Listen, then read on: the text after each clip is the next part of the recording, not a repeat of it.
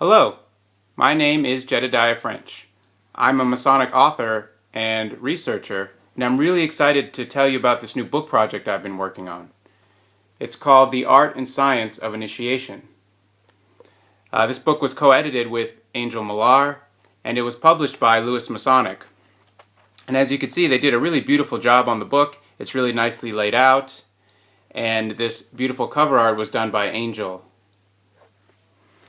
So I've been thinking about the theme of this book for a long time, so I'm just really excited that this thing is finally a reality, because I've been wanting to get these ideas out there since I joined Freemasonry. Now, the theme of the book is initiation, but it's very specific, and it wants to look at the concept of initiation from various viewpoints, but particularly to see, what is it, what is its function, what is it supposed to do, and how does it work.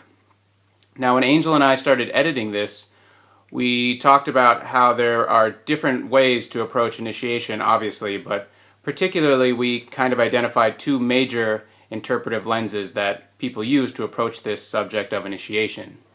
And we then decided to break the book up into two parts. So if you look here, there's part 1, which is called The Science of Initiation, and then part 2, which we call The Art of Initiation.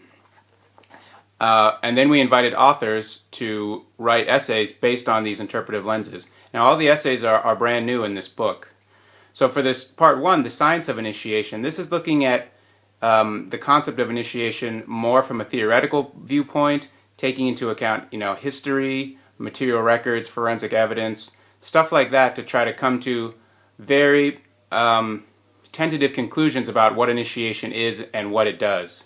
And for this section, we have new essays from Angel Millar, Richard Smalley, Susanna Ackerman, Adam Kendall, Greg Kaminsky, and Timothy Scott.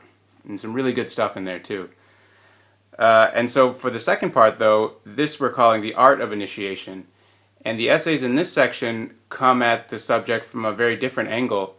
And for these essays, the idea is more about experience, about spiritual development, and about vision and even aesthetics.